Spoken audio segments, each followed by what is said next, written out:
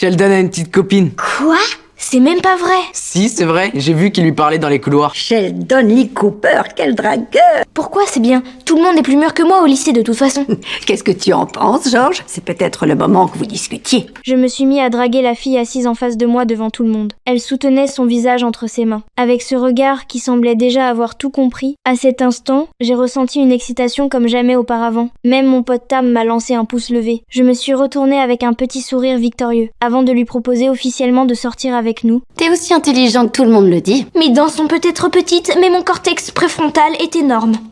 Et c'est comme ça que je me suis fait une nouvelle amie. Tous les trois, on traînait dans le couloir en rigolant. La grande m'a même dit qu'on se reverrait peu, être demain. Et là, j'étais carrément aux anges. Sauf que mon frère a assisté à toute la scène. Et une vraie tempête familiale se préparait déjà. À l'heure du dîner, mon frère a lâché une bombe à table. Sheldon a une petite copine. Quoi? Cette annonce a immédiatement mis toute la famille en ébullition. Face aux questions qui pleuvaient de partout, j'ai nié de toutes mes forces. Mais mes explications sonnaient franchement faux. Le lendemain, notre rendez-vous déjeuner à la bibliothèque a bien eu lieu. Pendant que mon père et mon frère nous espionnaient discrètement de leur côté. Et qu'est-ce que t'avais imaginé? Il est immense ce lycée, pourquoi il faut que tu sois pile là? À la Bible, il y a plein de bouquins sur Martin Luther King. Tu devrais peut-être en emprunter un.